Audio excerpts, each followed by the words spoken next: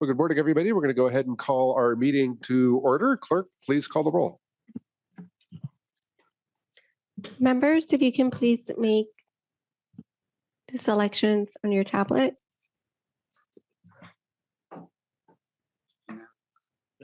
Present. Present. You go. Sorry, getting a tutorial here.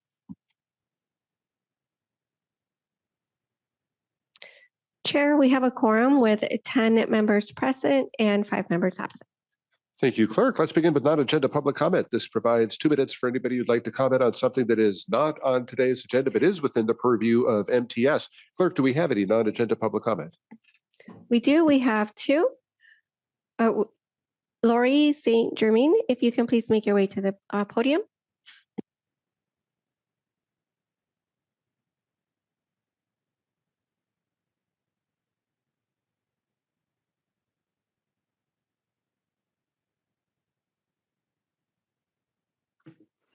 Good morning. I'm Lori St. Germain. I'm here to speak publicly about the MTS on 2 issues.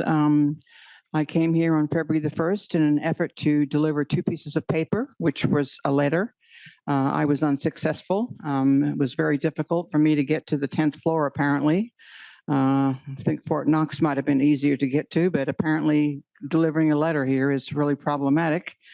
I then was requested a fax number. I was told there wasn't one. I eventually managed to get a fax number, and I faxed the letter as well. And today I actually presented it to the clerk to put into the record here.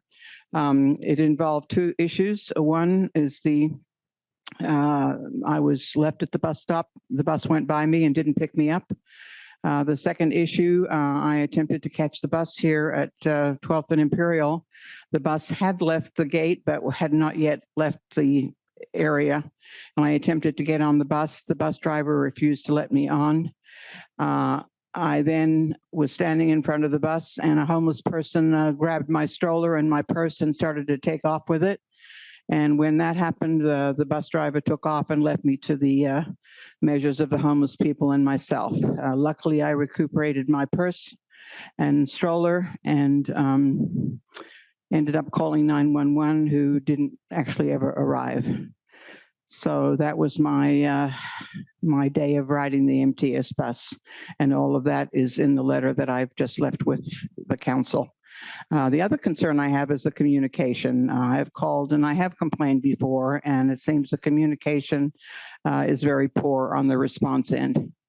I would like to think that you take people's complaints seriously and you attempt to do something about it, but that doesn't seem to be what I've experienced. Thank you. Miguel Aguirre, if you can please make your way to the podium.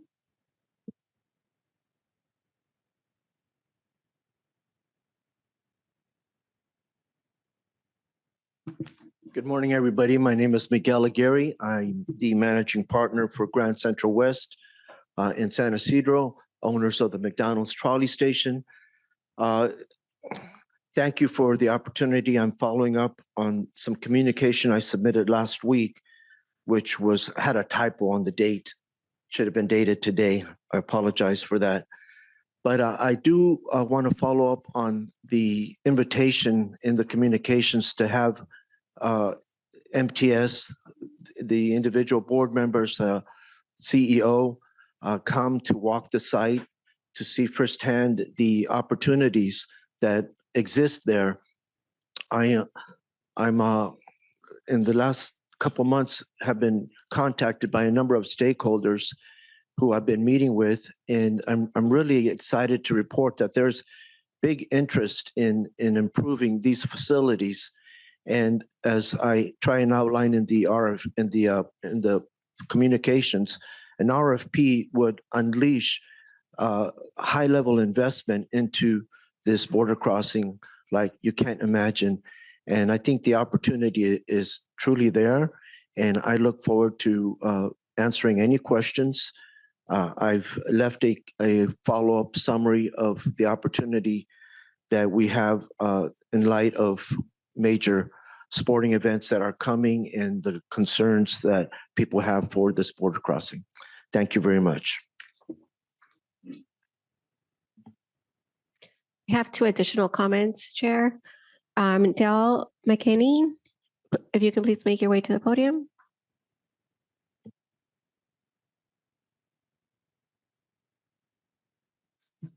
Good morning, everyone. My name is Dale McEnany, and I use public transit every day. I also run a social media account where I talk about public transit in San Diego, and a few people on this board actually follow it. I bring this up because I have been able to hear the opinions of well over 100 people in every city in the county at this point. And a recurring issue both frequent riders and people who want to ride the trolley mention is how it smells.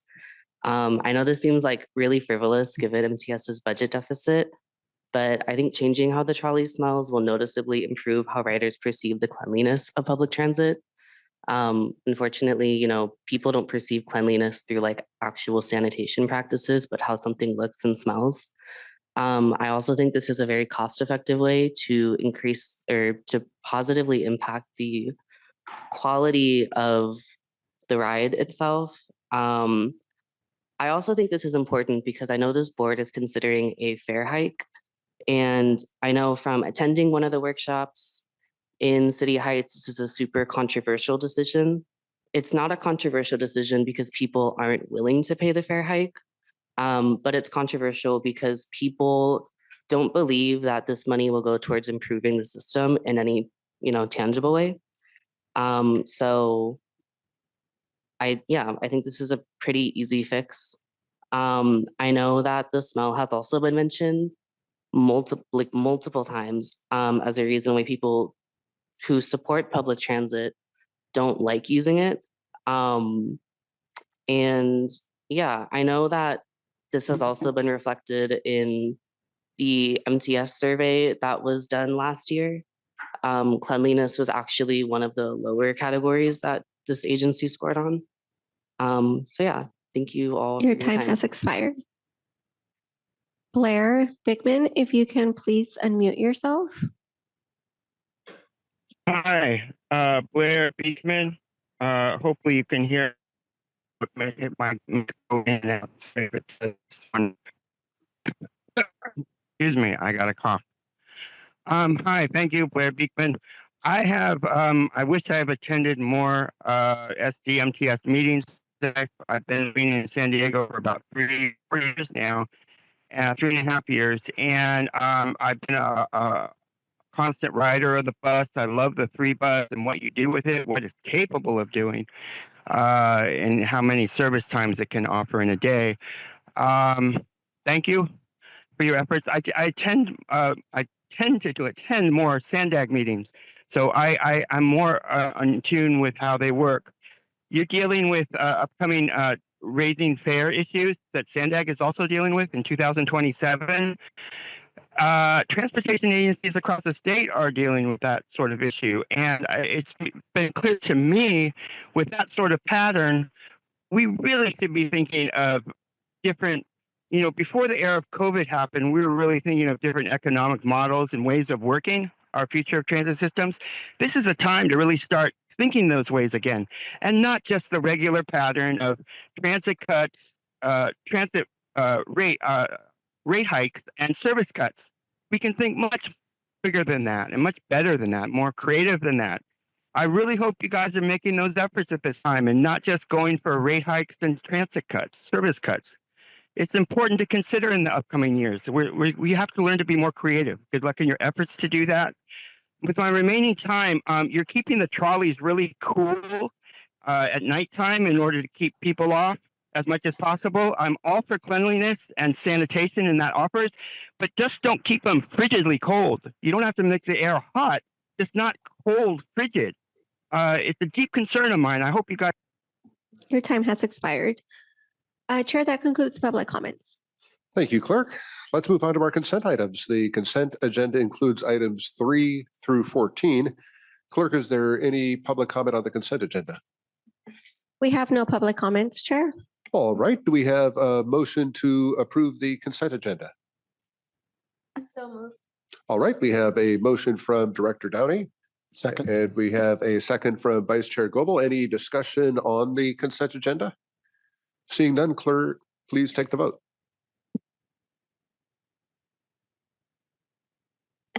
Members, please make selections on your tablet.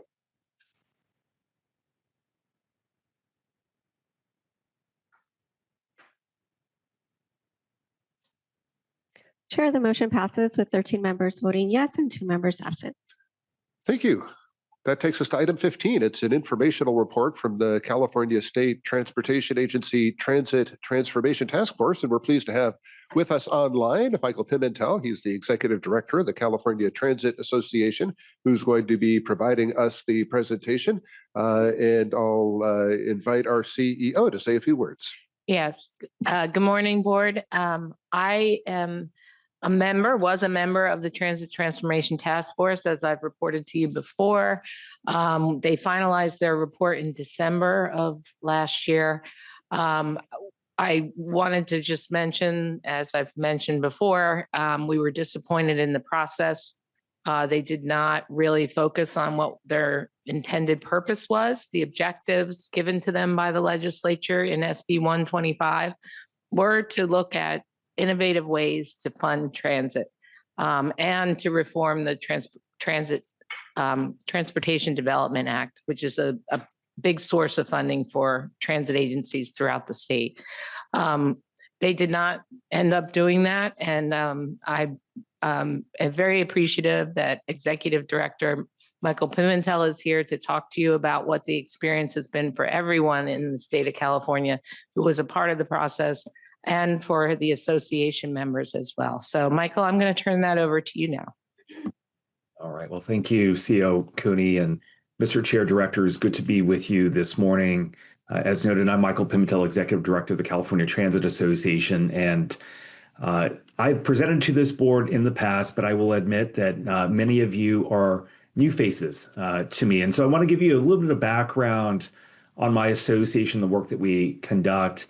And so as we go to the next slide, I want to note that the association is a nonprofit trade organization that represents more than 220 transit affiliated entities nationwide. That includes 85 transit agencies in California.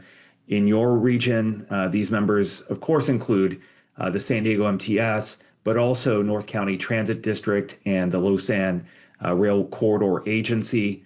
We exist to advocate for California's transit industry and to pursue policies and funding that support and advance public transit in our state. And so for our more than 60-year history, we have been involved in nearly every major transit policy and funding discussion here in Sacramento, ultimately delivering major wins for transit agencies and their riders. And in recent years, some of this work has included Senate Bill 1, which provided transit agencies with $1 billion annually in new funds, SB 125, which provided a one-time infusion of $5.1 billion for transit agencies statewide, and that included $283 million for the San Diego MTS and $113 million for SANDAC.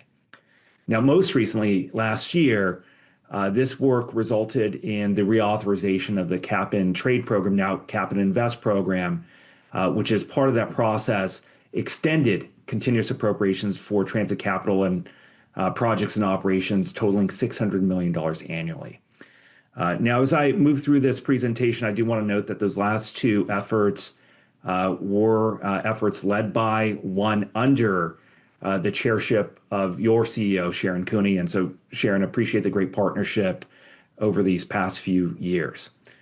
So as we click to the next slide, I'm going to begin to dive into the Transit Transformation Task Force report and note that our historic engagement at the state level meant that we were central players in the CalSTA-led Transit Transformation Task Force. This task force, as Cheiron Cooney has noted, was established by CalSTA Secretary Thompson pursuant to SB 125. Its goal was to analyze the state of public transit in California and to develop a report of recommendations to the governor, to the legislature, to grow transit ridership and improve the transit experience for all users. Now, the association was well represented on this 25-member task force by 12 members, including, again, your CEO, Cheiron Cooney, and myself, And while, as we'll discuss in a moment, the task force report and recommendations were ultimately underwhelming, that was not due to a lack of interest or engagement from the industry in trying to move forward substantive recommendations. So as we click to the next slide, you'll just see a quick image of our first kickoff meeting. But we were quite literally traveling the state over a 2-year time horizon, working to develop recommendations, looking to advance this report of recommendations. So on the next slide, you'll begin to see how we engaged as an industry through my association. I noted on an earlier slide that the association approached this effort as a break the glass moment. And for us, that's a moment to fundamentally rethink how public transit operates in our state and to put into place the policies and funding mechanisms necessary to expand and enhance our services and to align state support for transit with the state's rhetoric and ambitions for public transit. I'll note for you, there's a bit of dissonance there that we find ourselves facing every year in the State House. And so to that end, the association's executive committee, that's our 25-member board of directors, established a 14-member transit transformation advisory committee, which was in short charged with establishing our legislative, budgetary, and regulatory priorities for the task force and reviewing and responding to task force proposals. Now, to inform our work, the advisory committee engaged with the industry statewide, and that happened through a survey that we led, engaging our members as well as the membership of our sister association, the California Association for Coordinated Transportation, for recommendations on more than 20 topics. Now, the advisory committee reviewed these recommendations ultimately with a goal of establishing and advancing a set of priority topics that we would encourage the task force to focus on, that included on the next slide, funding with the encouragement of focusing on addressing near-term funding needs and identifying new funding mechanisms to fulfill the mid to long-term funding needs of our systems. Performance metrics, this is what CEO Cooney has acknowledged in TDA reform, with the goal of updating the transit performance metrics in state law today that I will note were first established in the 1970s and that were focused at that time on cost containment for transit services, not the broader goals that I would evince we are focused on in industry today, like improving service effectiveness, expanding transit access, and facilitating connections to critical services. Now, in addition, and on the next slide, you'll see another balance of our priorities focused on things like ZEB transition, with a focus on reevaluating the state's well-intentioned, but unfortunately hugely expensive and operationally questionable ICT regulation, which is creating challenges for agencies statewide. And finally, on project and service delivery, with the goal of streamlining or removing barriers to transit projects, so we as an industry can build and sustain, I'll really emphasize that, sustain more projects like your Bus on Shoulder pilot project on State Route 52. I understand there have been challenges in keeping that project operational, but they're the types of projects we want to see advanced at the state. And so on the next slide, I'll note that as we encourage focus on those priority topics, we also convene as an advisory committee to review recommendations seeded from our membership to establish very specific priorities on, again, more than 20 topics. Now, this work required ongoing meetings. We held nearly 20 advisory committee level meetings in our association, 10 meetings at our executive committee, to ensure that our voice was heard throughout this process. And this work ultimately led to what were coordinated presentations before the full task force as it met on a periodic basis over its 2-year life.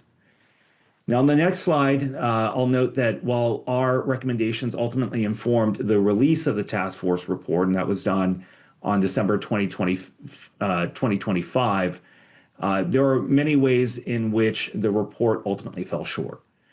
Now, the report includes an analysis on transit challenges, and in fairness, we think that the review of those challenges is largely comprehensive, but I would note that it omitted some very critical data, perhaps more negative data that we had submitted on the continued funding uncertainty that our industry faces year over year. For example, we're looking to preserve funding that has been committed by the state to our transit agencies. That creates challenge, that creates impacts on the ability to plan for projects and services, as well as on our real world experience on ZEBs, where the cost, of course, is stubbornly high, creates challenges for our agencies that ultimately may be cannibalizing monies that can be used for operations.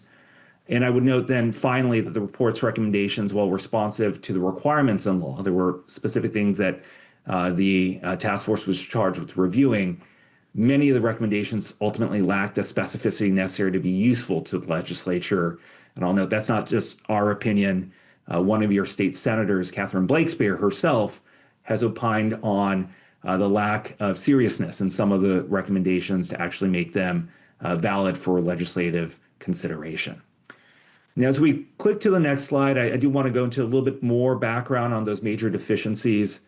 And I would note that perhaps the most major deficiencies in the report and its recommendations were on funding and performance metrics. These, again, were priorities that we had communicated as an association, that your agency had communicated throughout the task force process. And I would flag that on funding, the report really focuses only on reprogramming and refocusing existing revenues, supporting local communities and raising revenues themselves, and then generating revenues through value capture. And so said differently, the report includes no recommendations on new state funding for transit. And this is despite, again, the task force members submitting ideas on this front. And I would note, this is despite the task force taking a vote at its final meeting to include in the report a menu of new state funding options for consideration by the legislature. Now, on performance metrics, the report makes some progress on our interest in removing penalties that exist over our metrics today, but it ultimately punts on identifying new specific metrics to carry us forward, and it ultimately leaves this work to yet another body to be established, to consider, to discuss, to ultimately advance some recommendations on the performance metric front. And so as I conclude my report and open it up to any questions, I do want to note that on the next slide, you'll see we were, as an association, compelled to respond to the report with a letter to the legislature that detailed for us the observations on those areas where the report fell short, and also signaled to our interest in being engaged on an ongoing basis to pick up for those deficiencies in the report. And so our response, while it's even-handed, it notes that some of those deficiencies were the result of a lack of resources for the task force. We had resources to convene meetings. We didn't have resources to do deep analytical work, for example. We were also faced with some limitations on how we could meet, how we could confer, because we were subject to the state's Bagley-Keene laws. That is the state level Brown Act, if you will, which meant that we could not have side meetings, we could not have serialized meetings to debate matters that were of import to the task force.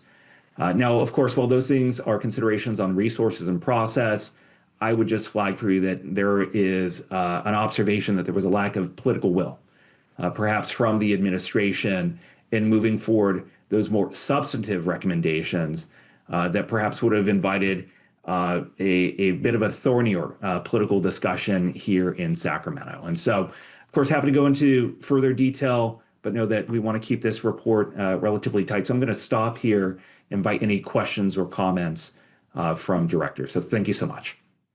Thank you, Mr. Pimentel. Clerk, do we have any public comment on this item? We do. Manny Rodriguez, if you can please make your way to the podium.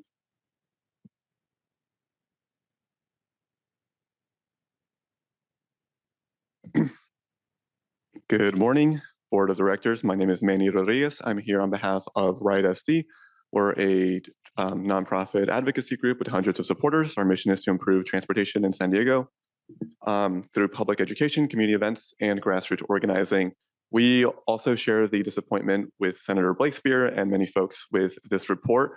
I thank Michael Pimentel for the presentation today. It had some good information. But as he said, the report was disappointing, and what I found missing from his presentation was a deeper explanation as to why. I trust that Michael and the 12 members of his association on that task force did try to push the envelope, but who were the other 13 members? Who was holding this back? He vaguely mentioned political will. Can he be more specific? On behalf of transit riders everywhere, we want to hold people accountable for not doing what is needed to meet the moment. So if Michael or someone here could please share some more specifics about where this went wrong, who needs to be held accountable, and who, transit riders need to be calling, we would really appreciate that. Thank you very much.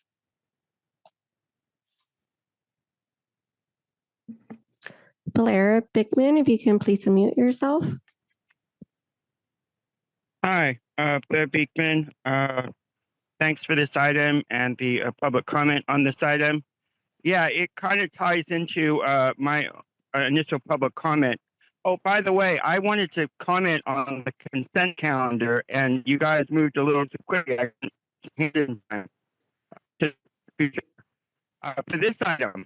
However, it ties in nicely to you're dealing with upcoming transit cuts. Well, how to deal with in 2021. I guess you're trying to ask that in this session. I imagine you're working and coordinating with Sandag about best practices, how to develop budgeting in the upcoming year. And it will be important, I think, different programs going on. You have right there, the individual service. I think that is something to really be considering. And to talk about future. Blair, we are unable to hear you. Oh, it seems like Can we're you having hear some me sort now? Can you hear me now? Can you hear me better now? Can you hear me better now? Okay. Yes, Boy, I'm and really. What do you want to do?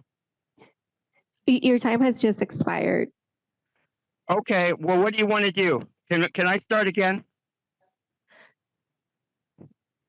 We were unable to understand the gist of what you had to say. Thank you again for calling in. Clerk, do we have any other public comment? We do not. Okay, we will now open board discussion on this item, and we will begin with Chair Pro Tem Montgomery Stepp. Thank you so much, Chair. I want to thank Mr. Pimentel and Cheiron and Julia. I received a briefing on this a couple months ago, I believe. My office has been following this task force with high hopes that have been dashed. But I do appreciate the work and just showing up in the space. I had questions, but they were answered through the presentation, because my main question was, how does a task force get together and put forward recommendations and then are not able to vote on them? Right? Like that I think that's my main issue procedurally. No matter how the vote went down, we would have had to live with that. But my issue is that the members, actual members, it sounds like we're not able to vote on what is being put forward to the legislature. For me, that's a more of a fundamental issue and problem that we can't do anything right now in this space, but something that I would like to explore and follow up on. Because I have, been a part of a state task force, had to deal with Badgley Keene. I have to deal with that as a local elected official, but the state is particularly stringent when it comes to their laws. And then on top of that, have to meet online, which doesn't allow for in-person kind of discussion. But if there are recommendations that the task force put forward, or at least ideas that they put forward that they were not allowed to vote on, that is really, in my mind, the crux of the issue here. And so I would like to explore that a little further, but also have some confidence in the fact that the association will be working with the legislature to make, I guess, the task force, the voice heard, to put forward actual recommendations that don't reflect things that we're kind of trying to do anyway, right? Like working with CBOs, trying to make the best out of our fare box recovery, all these things we're doing, trying to put measures on the ballot locally. These are things that are in the report that we're already doing. So anyway, I know this is an info item. I really don't have too many more questions because I received a briefing on it. My office has been following this, so we've been kind of like in the loop the whole time. I think there were some in the analysis, there's some talk about different types of tax measures that we normally don't do in San Diego, which I think is an interesting discussion. Some out of Boston, some examples there, payroll tax and the like, but the recommendations don't lend themselves to any of those innovative ideas. And so I don't know, Sharon, if you have any additional comments on that. Yeah, and I think, Michael, I think I'll take the issue of process. So we did meet, that first meeting was online, but every other meeting was in a different location in the state. Never been to Bakersfield, so that was fun. But the gist of it is we would vote on things that were brought forward based on what the staff of CalSTA wanted us to talk about. And so the agenda would be very specific line by line things that were very in the weeds, like you said, things we're already doing as an industry, things we're already attempting to do, how to improve our access to, for instance, Caltrans right away so we can have bus only lanes, things like that. And those were things that sometimes were very contentious on the committee where the vote was a split vote. That happens with every committee, but I don't think that difference was really reflected all that much in the report. The other thing is that we kept saying from day one, the most important thing is sustainable funding. How do we get to that? And they pushed it off to the last meeting. 2 years of talking about minutia, kind of ignoring the elephant in the room.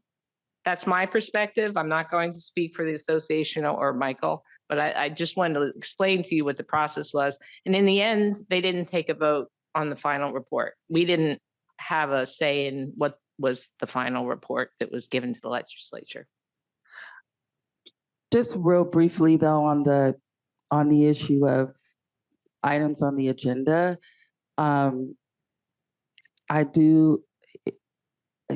normally the chair is in touch with staff, right, to drive that. And that is something that has to be, the members of the task force have to take initiative when it comes to that. Did that happen? So the chair of the committee was actually a member of the administration. Okay. So it was not a member of the industry itself. And we frequently were frustrated when we saw items on the agenda that were being brought forward and we had no idea where they were being generated from. Even some of our members who were on working groups for very specific ideas. And for instance, our own CFO was talking to the staff of CalSTA about TDA reform, but none of the conversations that he had made it into the final report or recommendation. And that was the crux of SB 125, I thought. It was part of it. Part Yes. of it. Yes. So my point being, it was not as, and I think the Bagley-Keene aspects of it probably made it challenging for CalSTA to have those conversations with in more transparent manner. But we were frequently kind of given a slate of things to discuss that weren't vetted with us beforehand. Okay, thank you. Thank you, Chair Pro Tem Montgomery Steppe. Director Minta. Well, thanks for having me here. It's been a long time. Interesting report. Raised a couple of questions. First thing I'm going to talk about is the agenda items that you talked about seem to be staff generated. As an elected official, we understand how that happens a lot because most of our council meetings and other things are staff generated. And sometimes we wonder why there would be so many remedial items on an agenda. And because it's better to get into the meat and potatoes so that we actually solve things. So I appreciate your being very candid about that, so to speak. And somebody, maybe, seeing as how I'm not here all the time, I don't get a lot to say in this, but so it's more of an outsider's approach. Maybe they need to change who the chair is, somebody that's more dynamic and has the courage to drive the discussion better, because I think that helps all of us. And then I think my biggest question is, and probably not to be, maybe it couldn't be discussed today or pointed out today, but what are the actual impacts or possible impacts to the operation of MTS because of not having something completed in this bill? Well, the hope was that there would be a group of things that could be recommended to the legislature that could then drive forward the transformation that was intended by SB 125. SB 125 was never meant to be the solution to the challenges, the fiscal challenges, the sustainable challenges of transit in California. So the goal was, this is stopgap funding. Now we're going to do this, get a report, and then generate something policy that would then be able to help all of us throughout the state make sure our communities had robust, better transit. So I guess that's what's missing, is the Well, that explains it, because without that discussion or even a list of projects to go for, you don't make any progress. So thank you very much. Thank you, Director Pimentel. Any further board discussion on this item? Mr. Pimentel, I'll ask a couple of questions. There's kind of been a subtext to the conversation about what went wrong. I mean, is there anything specific that you would like to attribute the failure of this to produce the results that you were looking for, number one? And number two, where do you see things going from here? Yeah, thank you for the question, Mr. Chair. And I will say that with regards to lack of progress on key priorities, I really do think that what we found ourselves faced with were major structural challenges with the task force itself. CEO Cooney acknowledged some of those issues in terms of the timing and time allotment for big items of discussion like funding.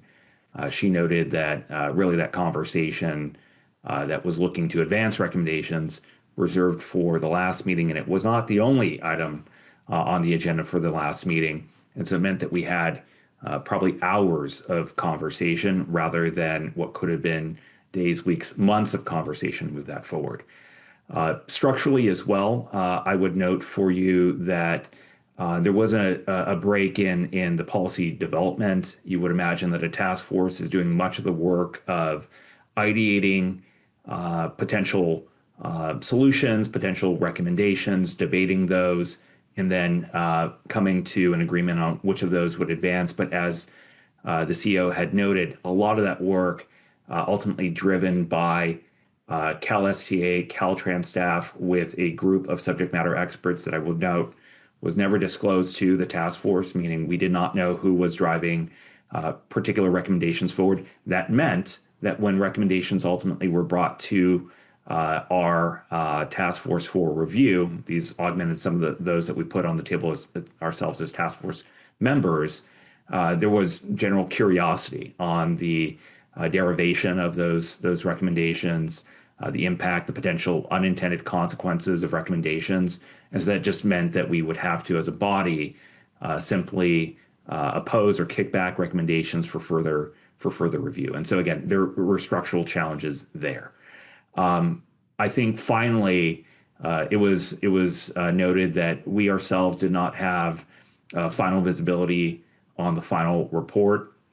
And so there were some things that in that final meeting I noted we voted to advance. Funding is a key area of that focus, where we did vote to move forward a menu of options. We had a group of about 12 funding recommendations that we had advanced.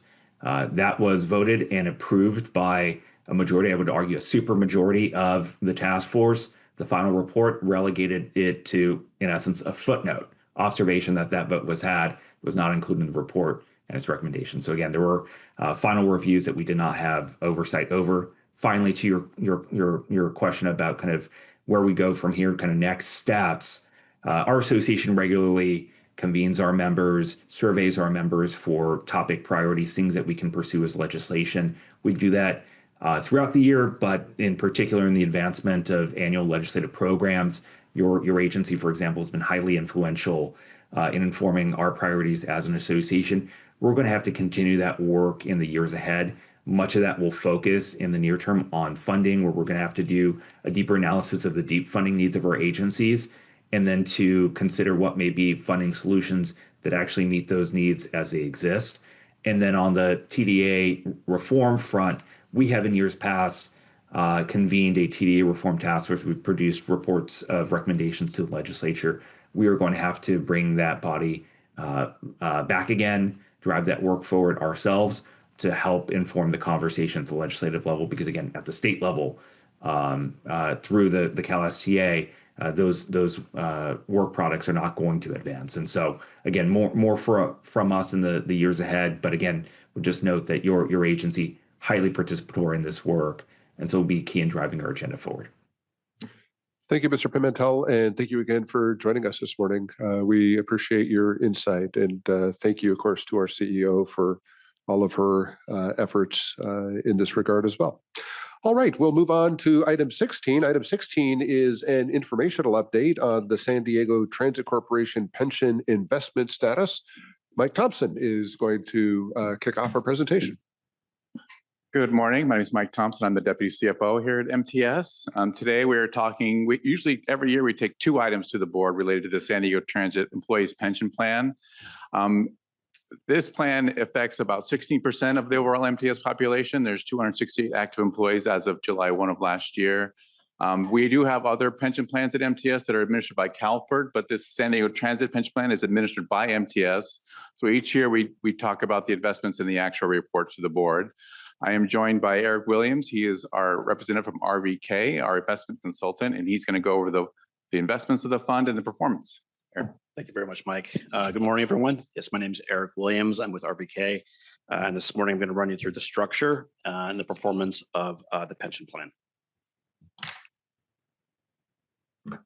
So starting on the first page here, we have the investment structure. In the box, you can see we have 3 distinct asset classes: broad domestic equity, broad international equity, and fixed income. You can see the target allocations there on the right. So 25% for domestic equity or domestic stocks, 20% for international stocks, and then 55% for bonds. This is a bit of a conservative portfolio, and that is very much intentional due to the unique liability structure this plan has, being a mature and closed plan, so there's no new money coming in. As such, we have reduced the risk of this plan, and you can see that in the middle of the page.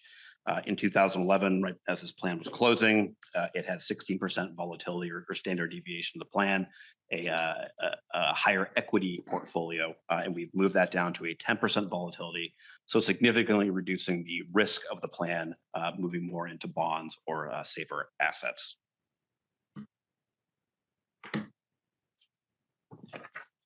Investment details are on the following page. This is detailed by manager. So you can see the breakout. We have 4 U.S. equity funds, 2 international equity funds, and 3 low-cost bond funds. So these assets are diversified across these 9 different strategies.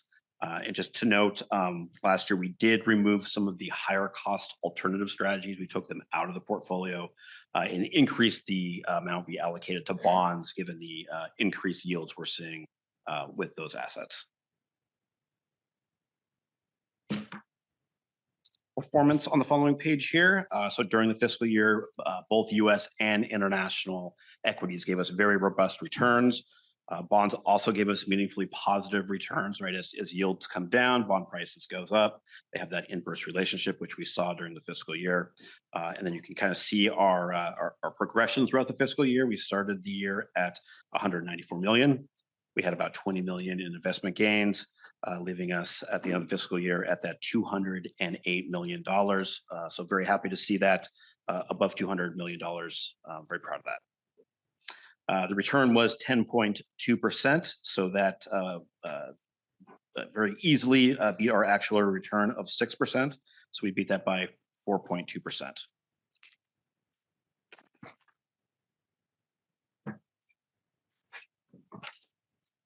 We have the longer term performance on this page. So you can see on that 1-year number, again, that's that same 10.2%.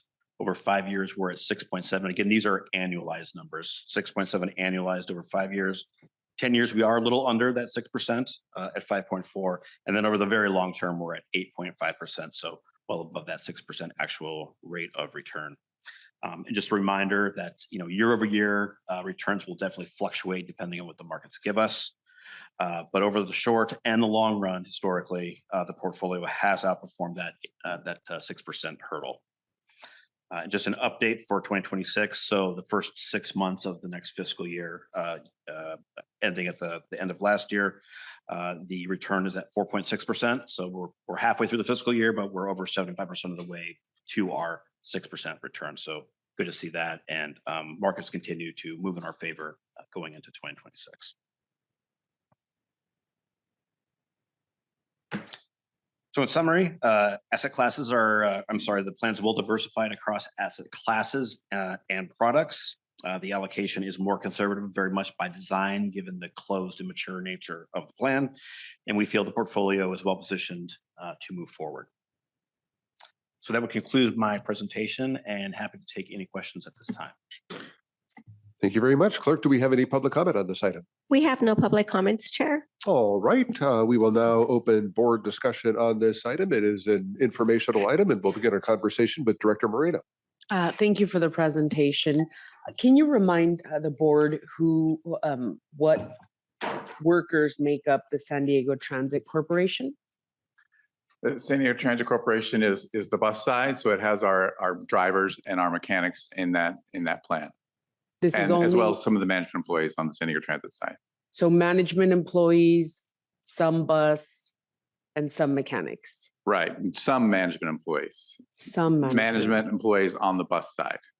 Got you, management employees on the bus side. Okay, thank you. I appreciate it. Thank you, Director Moreno. Any further discussion on this item?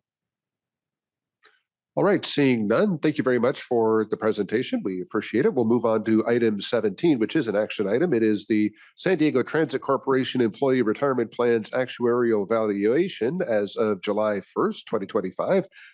Mike Thompson is going to get us started on this presentation as well. For this presentation, every year we bring back the experience of the plan over the last year, and we basically update the funding plan, which is called the Actuarial Report, of how we're going to fund these benefit payments over the long haul. So I have Ann Harper and Alsberghe here from Cheiron. They are our actuaries, and they're going to present the revised report to you. As you remember, in the fall, we also talked about changing some of the assumptions on how we calculate the annual contribution and potentially lowering our annual contribution to save money that we could use towards our fiscal cliff. So they'll also be talking about that as well. Yeah. Great. Thank you, Mike. So as Mike said, I'm Alice Alsberghe, and to my left is my colleague, Ann Harper. We will be presenting the results of the 2025 actuarial valuation. And then the second half of our presentation will focus on the amortization policy, which is an element of the contribution on an annual basis. So to start things off today, we'll have a look at the background to understand the pension system as a whole and the dynamics of that system. We will look at the contribution for fiscal year 2026-2027 under the current amortization policy. We'll go over plan history to see some of the metrics of the plan over the past 10 years. And then look at projections to see where the plan is headed based on the current funded policy. And then our focus will turn to the amortization policy review. And that amortization policy has an element which determines the calculation of the contributions on an annual basis.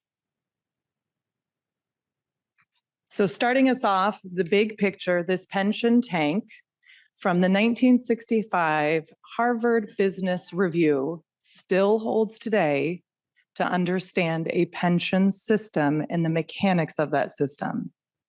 So the size of this tank represents the actuarial liability. And the actuarial liability, that's the actuarial term for the value of the benefits, the pension benefits that have been promised to date. The water in the fund are the assets. How much money does the plan hold to pay those promised benefits? Well, how do we acquire assets to pay these benefits? There are two mechanisms.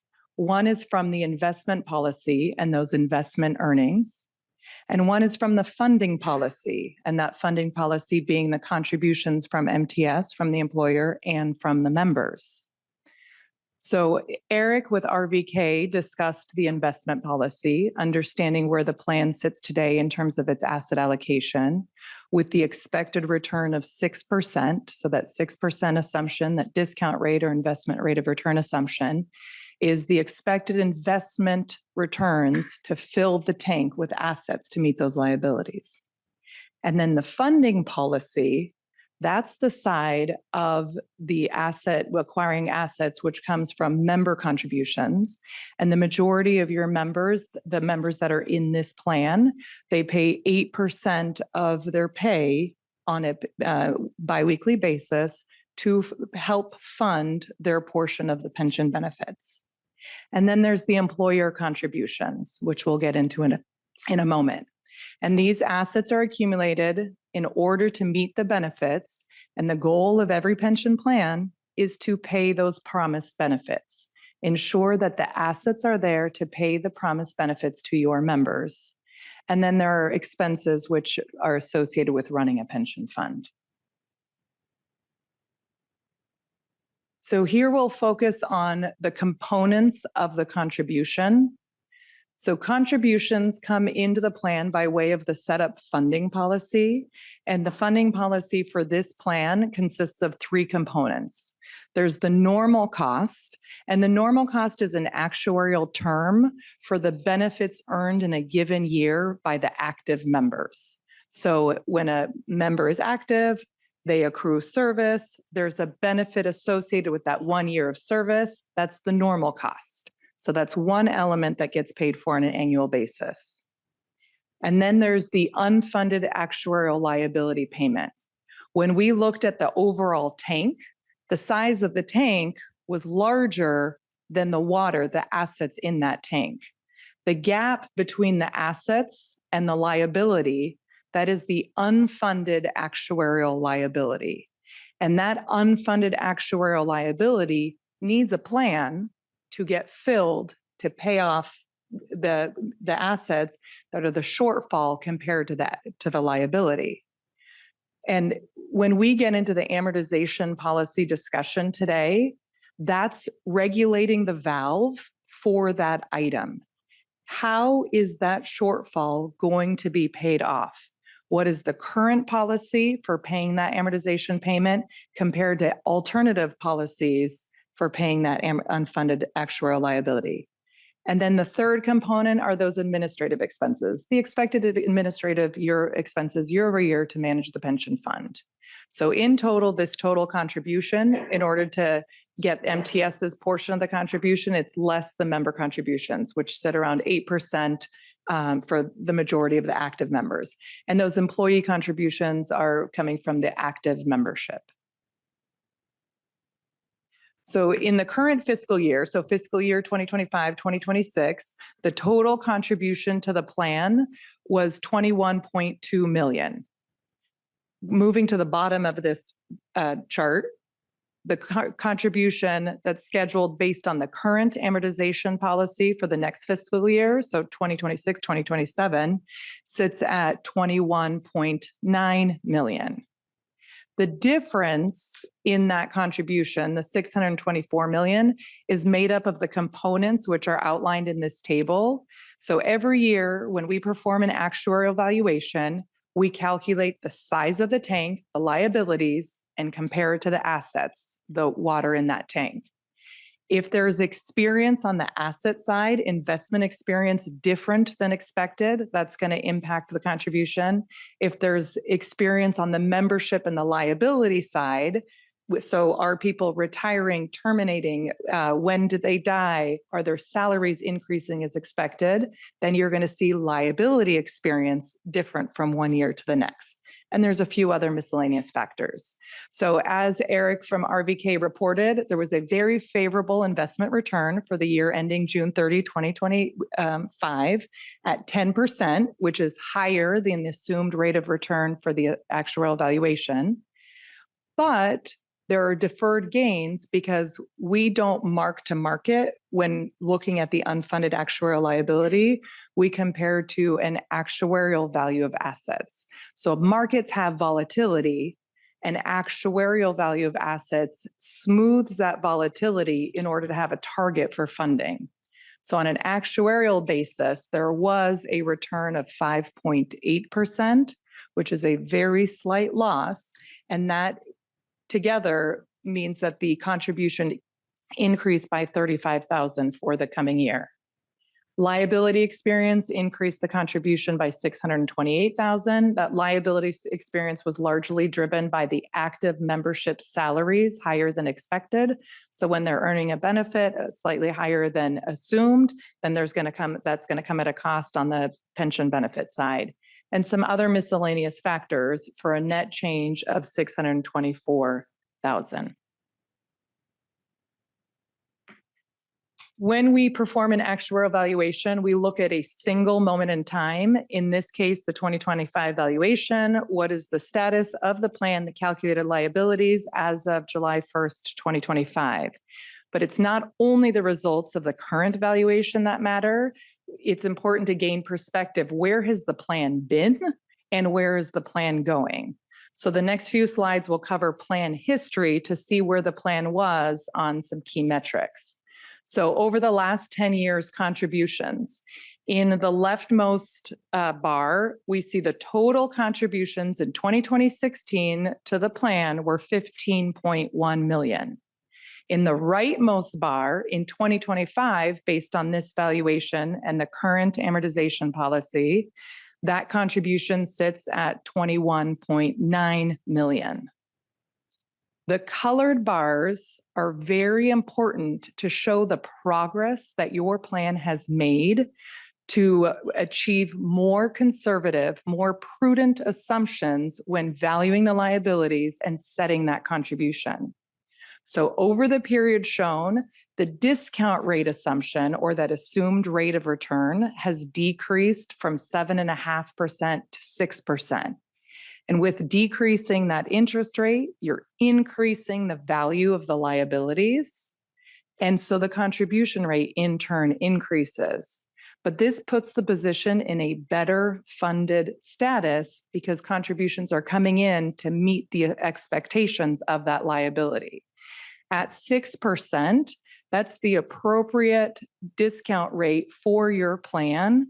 It's actually the lowest in California, but your plan is largely closed. So you have a very different outlook in terms of the strategy and your asset allocation for a largely closed pension plan. So that 6% sits at the appropriate rate with given the structure of the plan. And then the mortality assumptions have also been updated over these past 10 years. We see the studies, we read the headlines, we know, and we as actuaries dive into the nitty-gritty of these studies, people are living longer. So those benefit payouts are getting paid out for a longer term, and you are capturing that with your contribution payments to the fund. And that's each of the colored layers shows the increases from those assumption changes. In terms of funding over the last 10 years and that funded ratio, the top of these bars are the liability. So the value of the benefits or the size of the tank. So we see from 2016 to 2025, the size of those liabilities has increased. The gold portion of these bars represents the assets in the tank. The gray portion is the unfunded actuarial liability. And the line with the percentages is the funded ratio.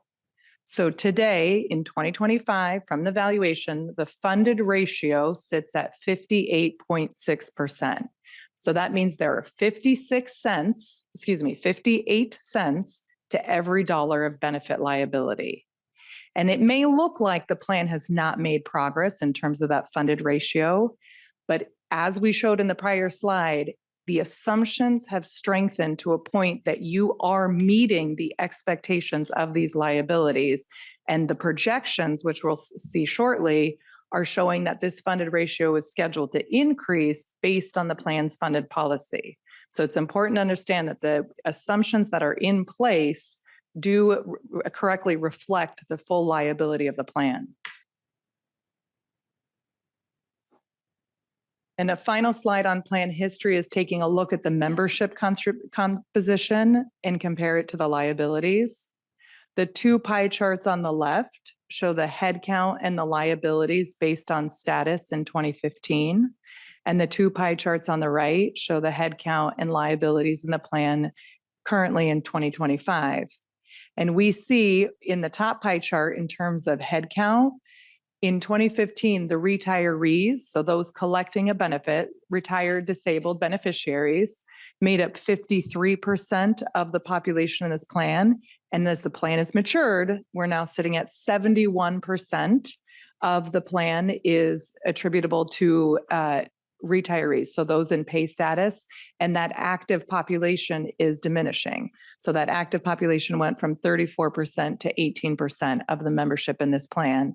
And the liabilities follow a similar transition, moving from 62% of retiree payments to 69% of liability from retirees. And with that, I'll turn it over to Anne to take a look at the future projections.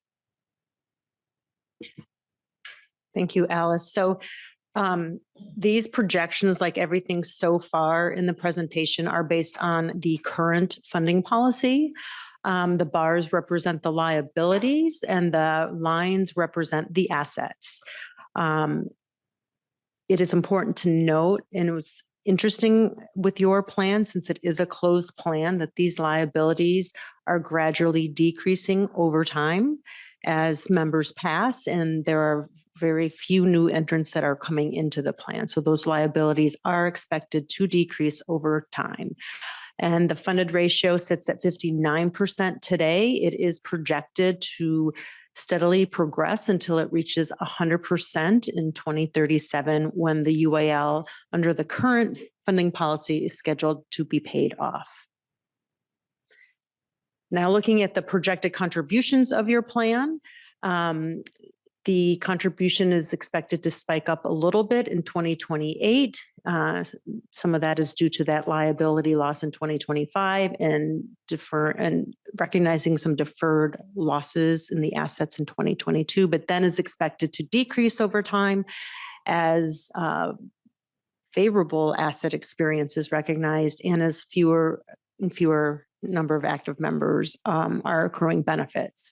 And then when that UAL is fully paid, the contribution decreases down to what is called, again, that normal cost, the very few members left in the plan who are still accruing some benefits, and your administrative expenses. Are there any questions so far? Because now we're going to move on to the amortization policy in the review. We do have a question from Director Downey. Just one. As we negotiate new contracts with our workers, so that if we give a raise, then how is that factored into when projecting as the amount that our liability is going to need to be increased? Is it done at that time, or do we go back and do it retroactively? So when members get pay raises, yes, we recognize them in the year that they get paid. So when we see the salaries go up from year to year, we model that into our projections, and we project their benefits to be increasing a little bit higher than if they're higher than we anticipated. So we use that to project their future salaries at that time, at that valuation date when we're looking at that. Okay. And as we're seeing where the lines cross and we either have a deficit or an advance, we have more than we need to, that's not reflected in the charts that we saw, because some of the growth of the increase is because people live longer. So the the benefits are going to have to last longer, but also because their salaries went up. So I appreciate the presentation. I appreciate the staff report. I guess my question is, we are doing everything correctly. We are anticipating all those. We're funding correctly. There's nothing that we should be doing different in terms of how we're funding.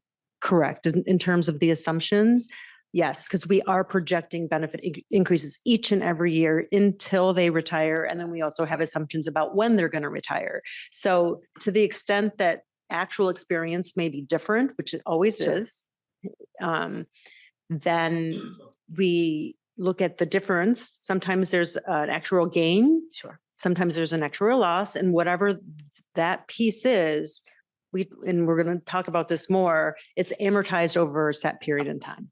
Just wanted to. Yes. So then you're paying for any changes that happen in that year. So it's a constantly dynamic system. Yeah. Thank you very much. And we bring it back here every year because of that fact. Right. Director Bush.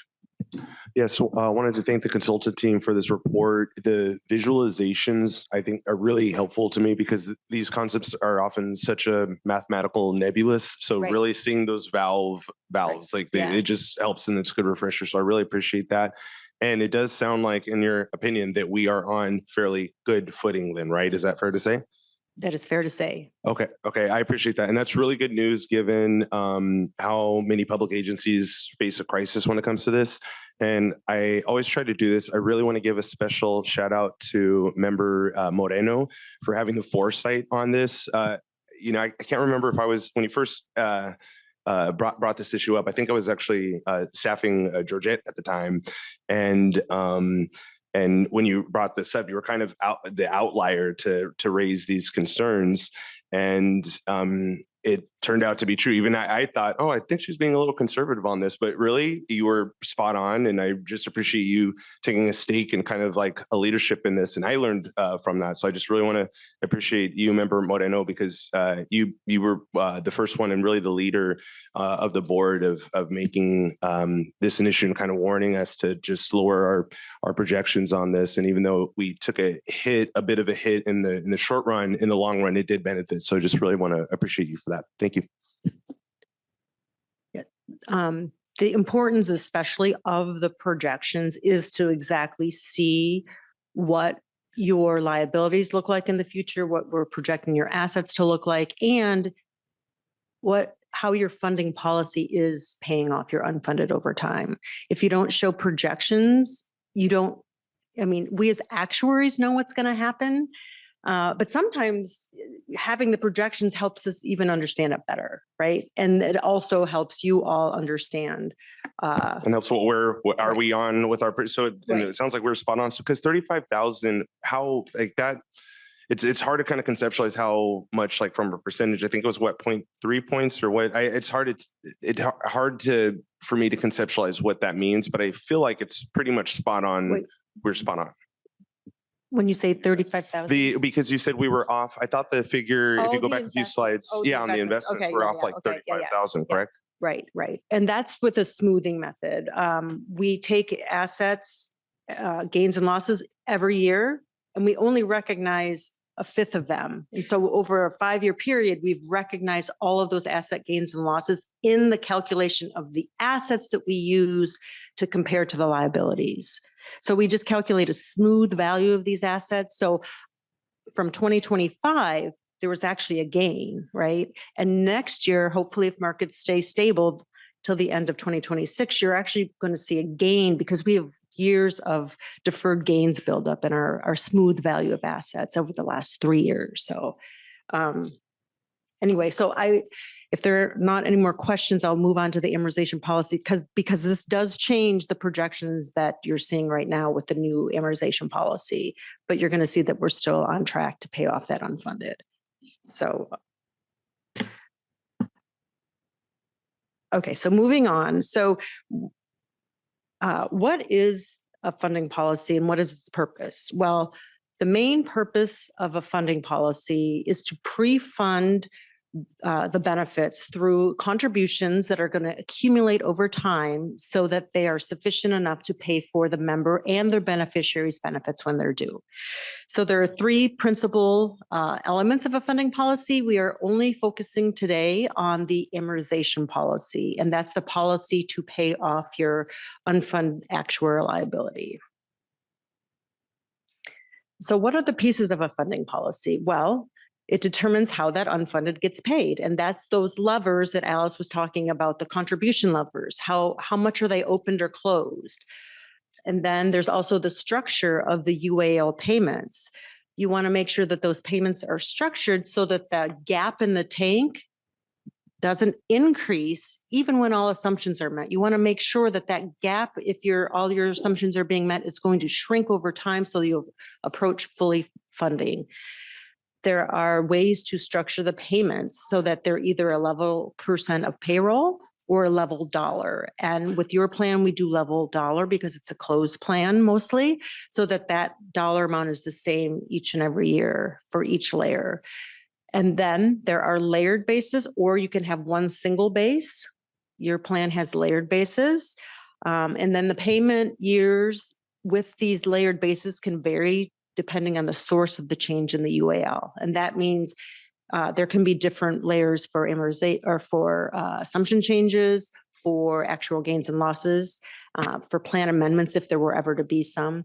And then lastly, the most important part of an amortization policy is you need to strike a balance between contribution stability, the affordability of that contribution, and, as I said, most importantly, is the benefit security for your members. And this balance comes through the length of time that you're going to amortize your unfunded accrued liability over.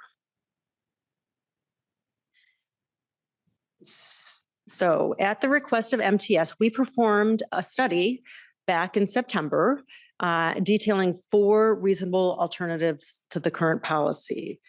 So how did we develop these different alternatives? Well, as actuaries, we are set to adhere to certain guidelines. We have first the actuarial standards of practice, which we must follow. And those outline how we should be setting assumptions, how we develop reasonable actuarially determined contribution, and also in communicating our results in our reports and our presentations so that there's transparency in the work that we do. There's also the actuarial organizations that we are part of that develop research papers detailing what a acceptable funding policy looks like. So with this framework, we came up with all 4 of these different policies. Staff and the executive committee last year took a look at this, or not last year, last week took a look at this, and the executive committee accepted the second one there. That is a reset of your entire UAL over one base over a 20-year closed period. So this slide here is showing the current policy that you have, and then this alternative policy.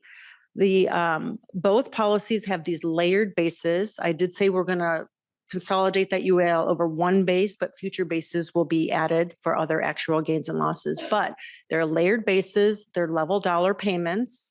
The current policy was set back in 2012 to amortize the UAL over a 25-year period. This alternative policy resets the outstanding balance of that UAL as of 2025 over a 20-year period.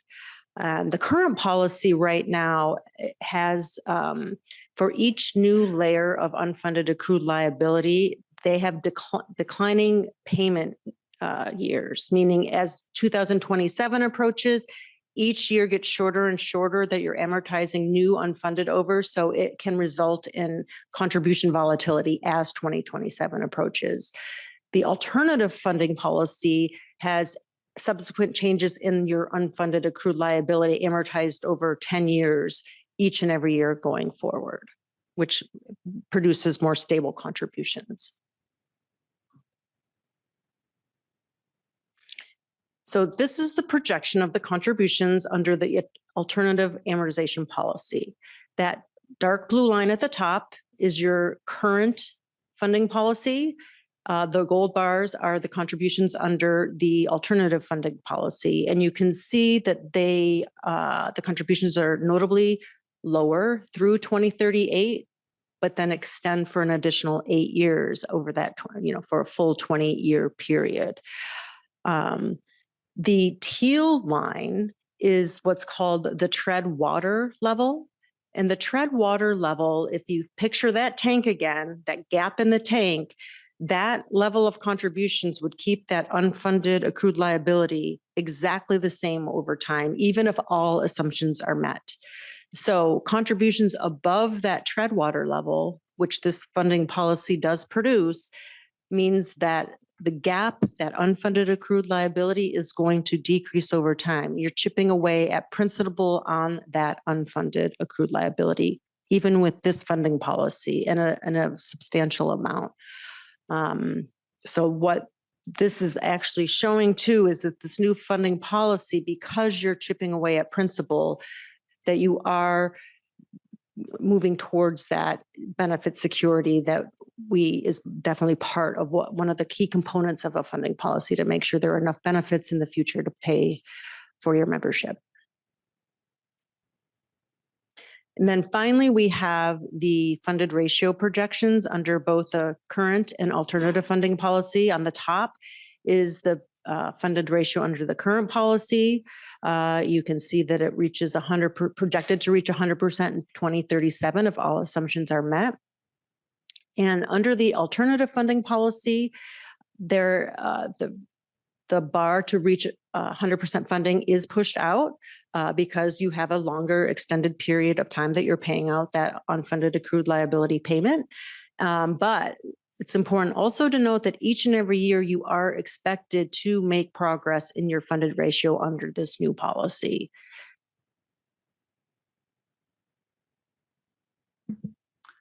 So with that, I'll summarize real quick. So staff is recommending to change this UAL amortization period from the current 12 years remaining to 2037 to a 20-year term, resetting that. This will impact the calculation of the annual contribution, and it would reduce that contribution for 2027 from about 22 million to about 16.5 million. So it is a savings of approximately $5.4 million. And we also see similar savings from 28 through 32 as well, about the $5 million range. And the reason we're doing this is we do have a large structural deficit. We're trying to get to 2030 through a ballot measure and be able to have some sustainability through that period of time. That's the reason we're recommending this. We can always revisit this at any point in time and change the amortization policy again, but this is a recommendation for today. It does extend that UAL being fully paid off from 2037 to 2045, and there's a cost to that. But it'll also reduce future contribution volatility as we get to that closer to that 2037 timeline. As Ann mentioned, it could have major swings in what that contribution looks like based on the gains and losses of those years leading up to it. And once again, we want to reiterate, this doesn't have any impact on the benefits earned by employees. It doesn't impact the employee contribution. It is just a calculation of how we're going to fund the plan. It doesn't impact the benefits of the employees at all. And with that, I'll get to the staff recommendation that the MTS Board of Directors receive both retirement plan actuarial evaluation reports. Attachment A is the current assumption policy, and attachment B is the alternative policy. And then adopt staff recommendation to adopt the staff recommended UAL amortization from the current 12-year remaining term to a recalibrated 20-year amortization. And finally, adopt the resulting pension contribution amount of $16,470,975 for fiscal year 2027. And with that, we'd be happy to take any questions. Thank you. Clerk, do we have any public comment on this item? We do. Blair Bickman, if you can please unmute yourself. Hi, Blair Beekman. Thanks a lot for this item. It was really nice to hear. It was incredibly informative.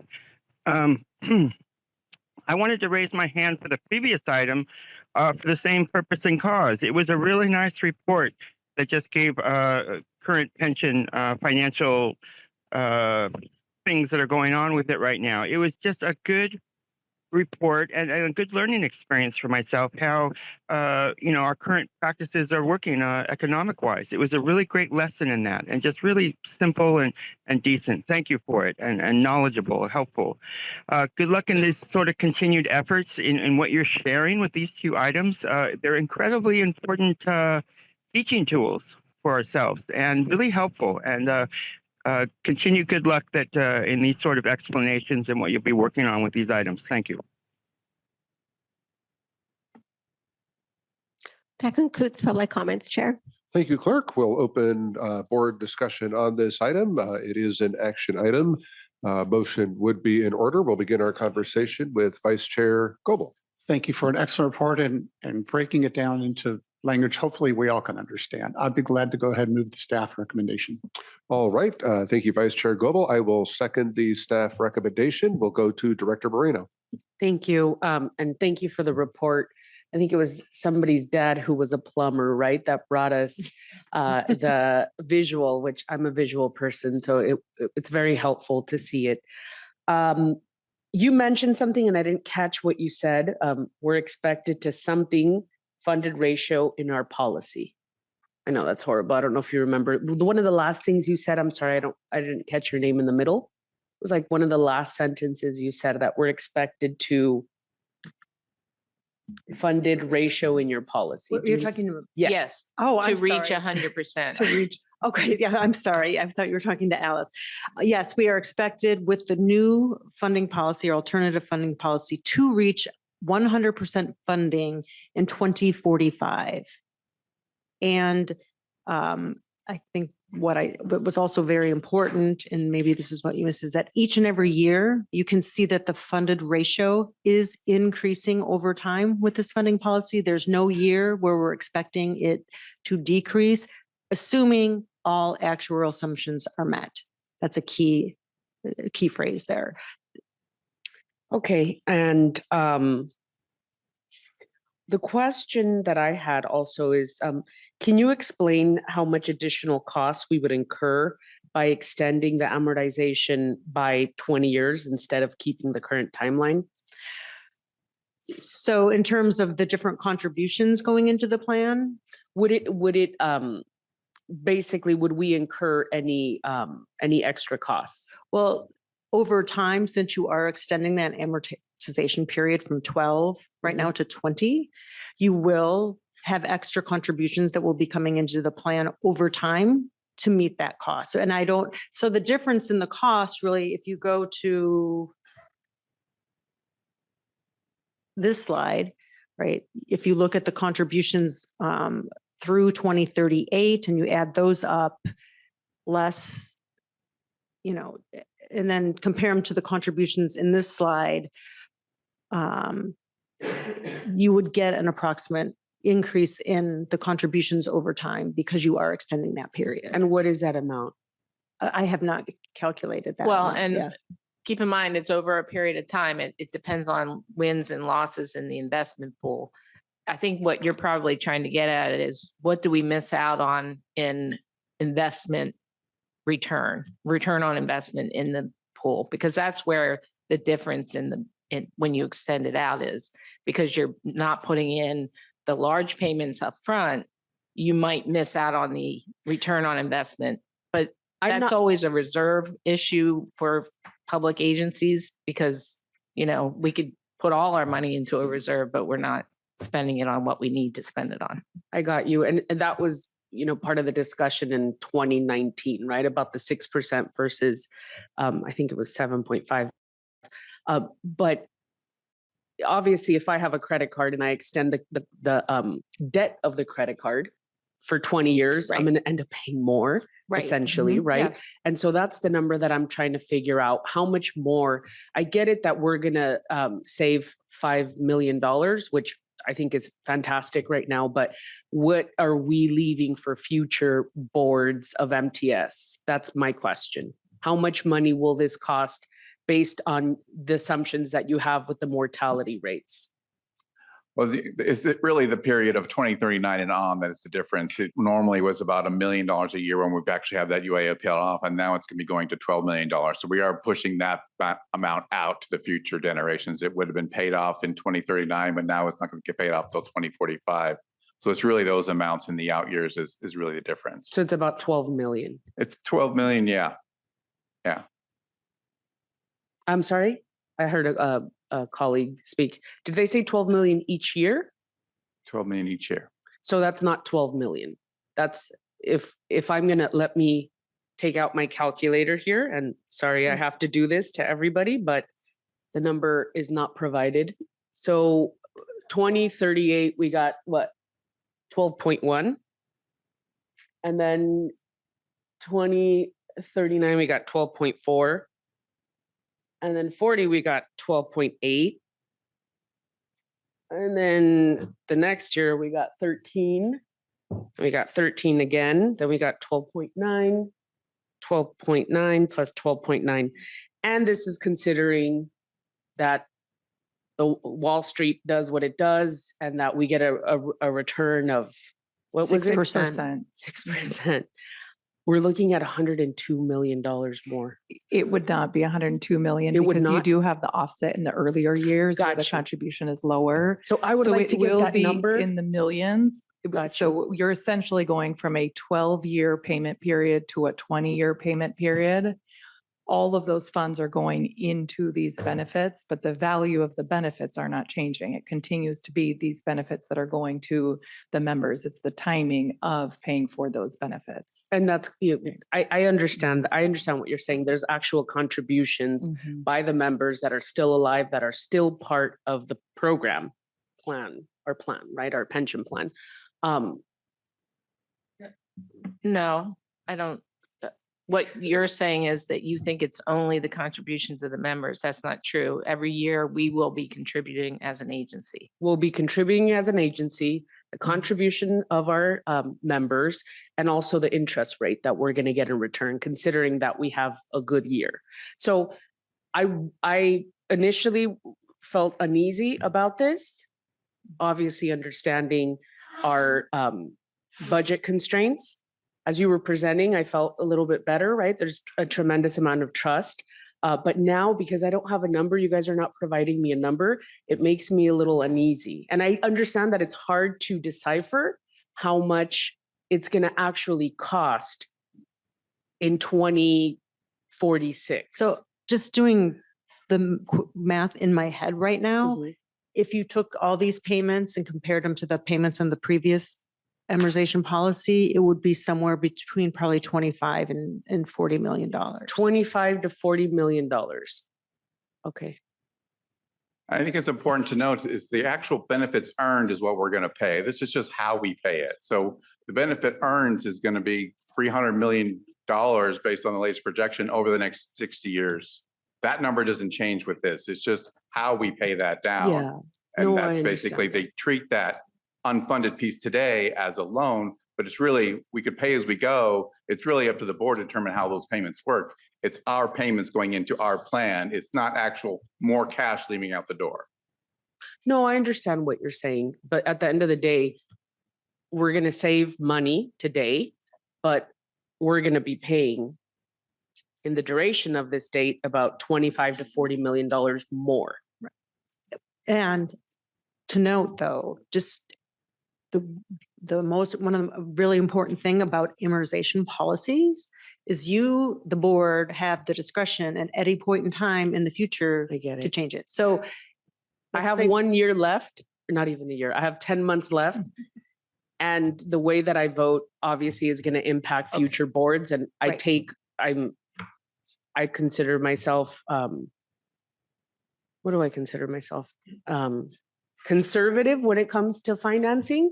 Dare I say, I'm not comfortable with this. I'll let my colleagues speak just so I could hopefully get to a yes. But as of right now, I'm a no on this. Do we not have the data basically right in front of us? I mean, could we not simply add up the projected contributions that we have under the current amortization policy through 2046? I mean, that's like 20 digits and then do the same thing for the, I mean, I feel like we've got the data right in front of us. Right. We'll The just take a one thing you calculator. have to remember, though, when you're looking at the extended amortization policy is the figures after 2039. They all include about $1 million or $1.5 million in normal cost payments for the members that are still left in the plan at that point. So you would have to subtract probably about $10 million from whatever that figure is. Yeah. We can calculate it. We just don't have it right now. That's all we're saying. She estimated it in her head between 25 and 40 million. And But for- again, it's not making payments to anybody else. It's payments into our own plan. And ultimately, whatever that number is going to be a best guesstimate based on today's actuarial studies and the investment portfolio that we know today with the 6% assumption. And Chair, for the record, I do want to state that I did ask for this number. My staff did ask for this number yesterday. Okay. Yes, late yesterday. So let me ask this. I mean, when you're talking about a refinancing, a home refinancing, and the amortization, you're talking about an additional cost because you've got additional interest involved, right? And so when we're extending the amortization of this plan, are we incurring additional cost because there is an additional payments that we have to make above and beyond what we, in other words, are we just stretching out or are we incurring additional cost? Okay, so this literally is like refinancing a mortgage. You have a set amount of the unfunded as of 2025, which is about 150 million.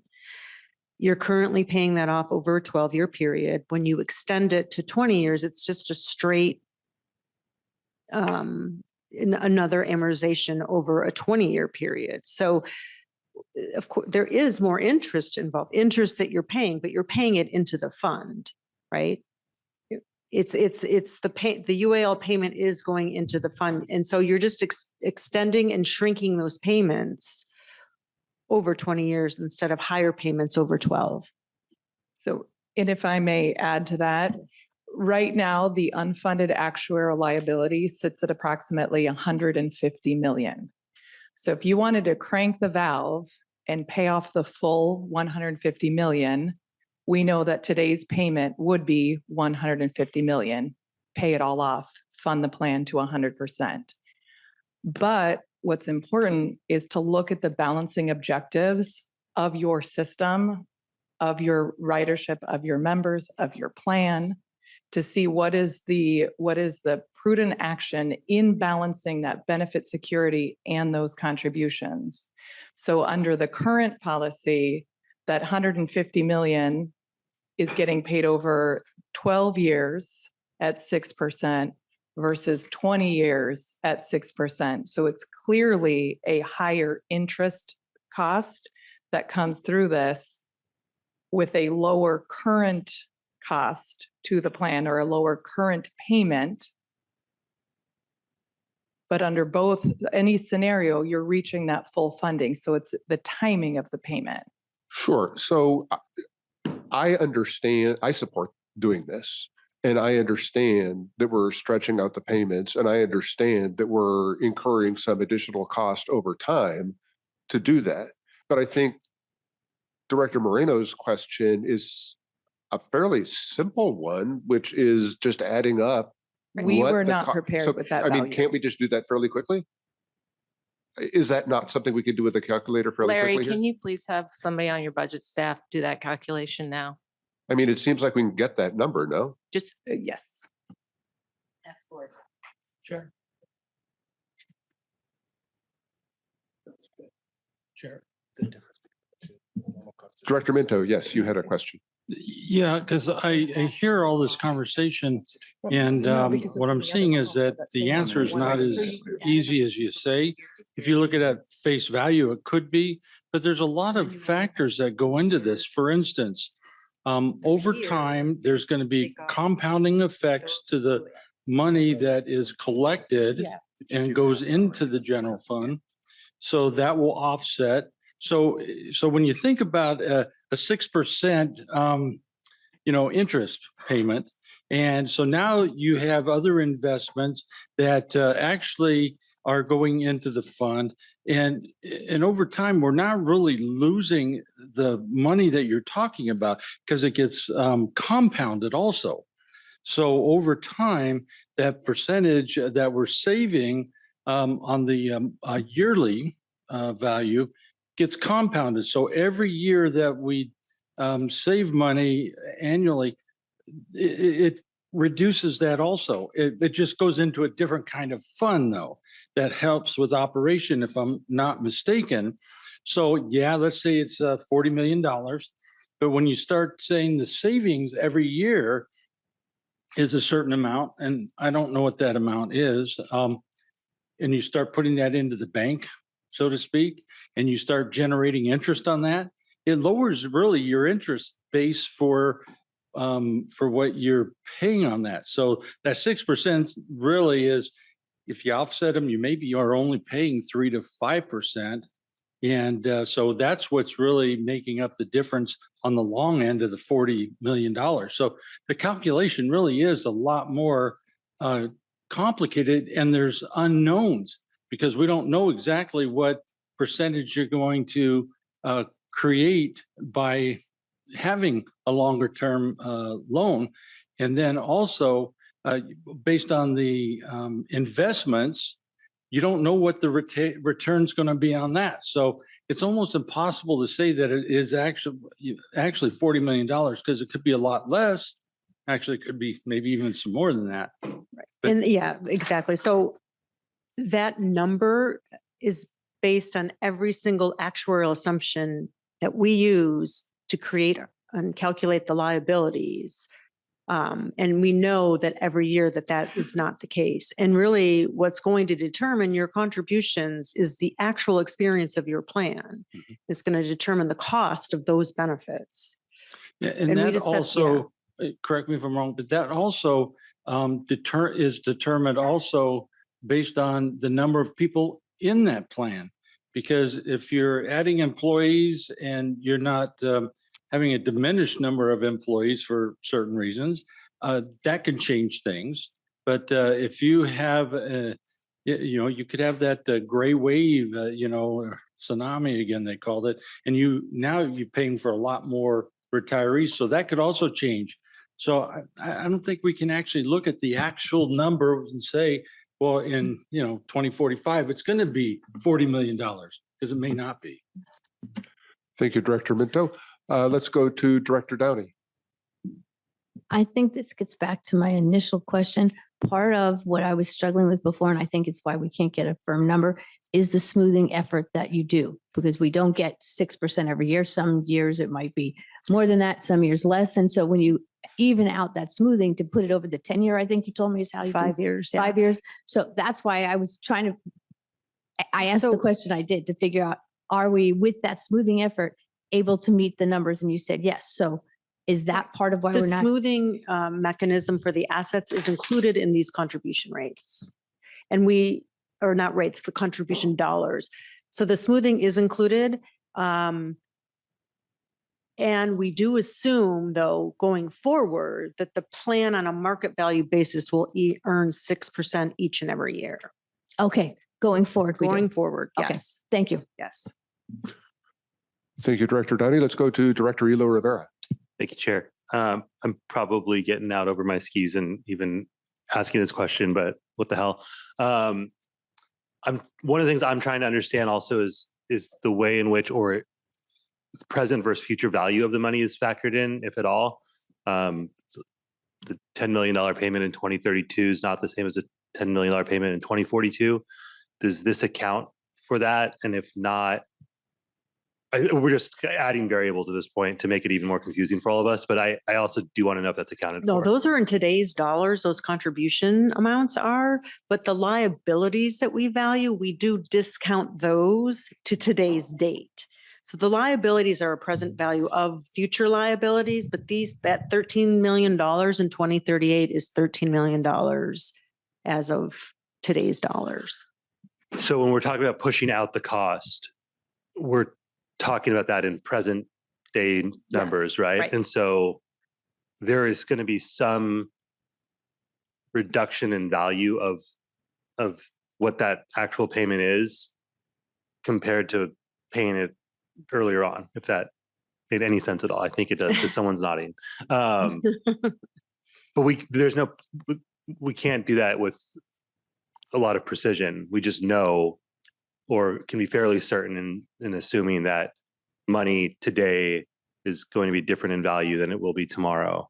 And that trend will continue over time. So the one thing, or not just one thing about your plan, but the fact that your plan is closed, we can predict with some certainty that it's going to, your liabilities will decrease each and every year, which makes your plan less risky than most plans, right? That's number one. Number two is your assumed rate of return is only 6%, but it matches your asset allocation because it's a conservative closed plan. So you have conservative assets, which also takes risk off the table in terms of comparing yourself to other pension plans. So, and we also talked about the mortalities also in there. So the assumptions we're using are conservative and appropriate. It's a declining population, so declining liabilities. So the risks associated with those numbers is much smaller than you would see in other pension plans. Okay. I think that's it. Your point is well taken. All right. Thank you, Director Ela Rivera. Yes, Larry. Yeah, so just doing the quick calculation of taking the contributions over that term, again, very quickly done, about $51 million. And so the one thing I'd like to just point out is at the end of the day in let's say it's 2080 or whenever that last benefit has been paid, we are going to be paying the exact same amount. This is a question of when do we pay it? And so do we put more money into our investment pool to generate additional interest for the plan to help those subsequent payments? Or do we save $5 million today and not put so much into our savings account and into our investment pool, just given our fiscal challenges at this point?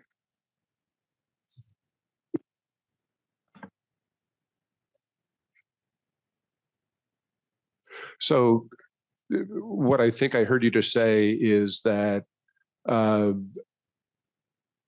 the amount of money that will be paid into the system will be the same regardless of the length of the amortization. And did you want to speak to that? So the amount of money that you're paying into the system, what Larry, the point he was trying to make is that the money is all there pre-funded, accumulating with interest so that it can pay the benefits to the members. What is actually being paid out to the members is the actual cost of the plan. When you pre-fund something and you hire actuaries to come in to tell you how is it that we're going to fund these benefits for when they're due, right? That's where we come in and do these calculations and give it our best estimates as what the value of these benefits are for the actives, how things have in our assumptions have changed over time so that, now we don't have as many assets as we thought we would have accumulated at this point. So we have what's called this unfunded accrued liability. And so we're paying off that unfunded accrued liability. But again, this is all on the basis of the assumptions that we're making about your liabilities. For instance, if we changed the assumed rate of return, it wasn't 6%, let's say it was 4%, your actuarial liability would grow significantly in terms of the value of that liability because you're assuming you can only earn 4% on your assets. And so if you're earning less on your assets, the contributions have to increase, right? So we're just trying to balance the assets coming into the plan. What are the contributions and is it going to be enough to pay these benefits when they're due? So we're coming up with this payment plan to pay off the current unfunded accrued liability. But let's say, okay, for example, let's say just a horrific situation. Let's say COVID hit again, but it was much more devastating and 40% of your 50% of your retirees died. All of a sudden, your liability would shrink tremendously, and what you pay from the plan is different than what we anticipated. So it's the cost all of a sudden decreases, right? And so the benefits that you're paying out would be a lot less costly. Does that make, so it's really what is happening to your populations, and we're trying best to predict what's going to happen to your population, what's going to happen to your assets to determine this payment plan, if you will, to pay off these benefits. But really what matters is what's going to happen to your membership. Understood. Right. And thank you for that explanation. That was a holistic explanation that reflects what the organization's payouts would be to the beneficiaries of the plan. I think that what Director Moreno is looking at is just the total contribution amount, just the total assuming everything else stays the same. The sum of the projected total contribution amount under the current amortization plan versus the sum of the total contribution amount over the 20-year amortization. How different are those two numbers? That's the question. Yeah, that's the $51 million. Okay, so by stretching it out, the total contributions would be increased by about $51 million. Are expected to be increased. That's a key word. They're expected to be increased. Are expected to be increased by about $51 million.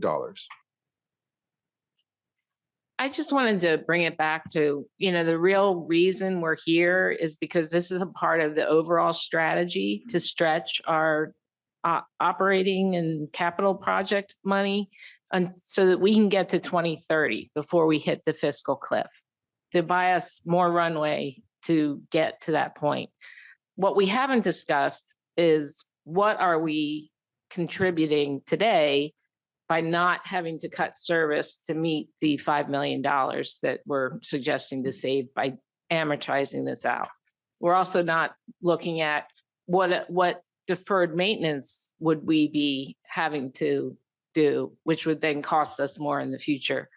So when you look at all of the decisions that we're trying to make right now in their entirety, we're just trying to come up with a plan that continues to provide the service to our communities while also trying to get a solution to our sustainability problem.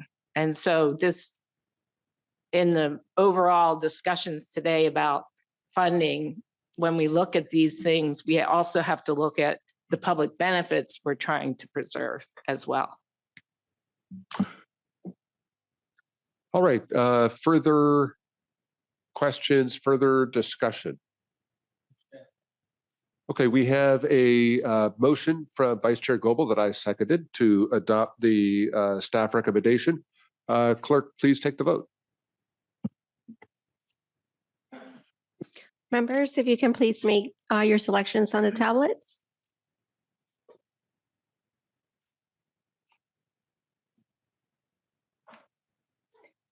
Chair, the motion passes with 12 members voting yes, 2 members voting no, and 1 member absent. Thank you, Clerk. All right, that concludes our discussion items. We will go to board member or CEO communications. I know that Director Leyva Gonzalez wanted to share some information with us. Thank you. Thank you very much, Chair. A few small business owners off of Seacoast reached out to me, and they would like an update for the CCTV security cameras that are initially supposed to have been installed on those new bus stops that are going through Seacoast, which, I mean, they're beautiful. Like, those new bus stops are amazing. Apparently these two small business owners, I don't know who passed that information on to them, but they we're on the assumption that they were going to be installed. So they reached out to the sheriff's department as well. They've not been installed. If we can get an update as far as if they are actually going to be installed, and then like a time frame so that I could repass that message on to them. That's all I have. Thank you very much, Chair. Thank you, Director Leyva Gonzalez. Let's go to Director Mendoza. I just wanted to take this opportunity to introduce our newest council member in Lemon Grove, Seth Smith. And he was appointed to fill Mr. Faya's seat. And also Seth is going to be my alternate on this board. So anyway, nice to see you here, Councilmember Smith. Thank you very much, Director Mendoza. Congratulations, Councilmember Smith. We look forward to your presence as appropriate. We will go to Director Chair Pro Tem Montgomery Stepp. Thank you so much, Chair. I just want to take just 2 minutes to thank Cheiron and team for the Rosa Parks Transit Equity Day celebration at Mesa College. We got an opportunity. I was able to present a proclamation to MTS. We got an opportunity to honor Evan Edwards, who was the artist, of course, that was here last month. They created the Pronto card for Black History Month, and also saw the bus wrap of the art, which was absolutely amazing. We had a lot of professors and the president of Mesa, along with the chancellor of the community college district, out to honor and celebrate Rosa Parks, her role in transit equity. And we also got to pay homage to Claudette Colvin, who was the 15-year-old who first said, no, I'm not going to sit at the back of the bus. That really prompted the strategy of the civil rights movement and Rosa Parks' role in it. So Claudette Colvin passed away last month, but she was first. And then she prompted really what was a strategic movement within the civil rights that Rosa Parks was the center of. So we got a chance to talk about all that. And I just want to thank staff again because it was a beautiful celebration. Thank you. Thank you, Chair Pro Tem Montgomery Stepp. Let's go to Director Downey. I just wanted to bring to the board's attention, I sit as the chair of the Sandag Regional Planning Committee, and we had a public commenter that asked Sandag to look into how we could have charging stations for electric scooters, because many of the people that use our buses take a scooter to get there. And they're often worried that they won't have enough charge at the end of the day once they've done their day, and they're worried about getting back home. I promised the speaker and our board at Sandag that I would at least mention it to our staff. I'm not sure what could possibly be done, but I wanted to make sure it was out there because Sandag staff was going to be looking into what could happen into their projects, but I just wanted to bring it to your attention. Thank you, Director Downey. Vice Chair Goebel. I'd like to thank staff for putting in a lot of new bus benches out in El Cajon. When it's 75 out here on the coast, it's 95 on the El Cajon Valley floor. And so with extra benches for people to rest, waiting for the buses, it's a good experience. And so thank you, staff, for making that happen. Thank you, Vice Chair Goebel. Any further communications? Seeing none, the board's next meeting date is on March 19th at 9 o'clock in the morning. We are adjourned.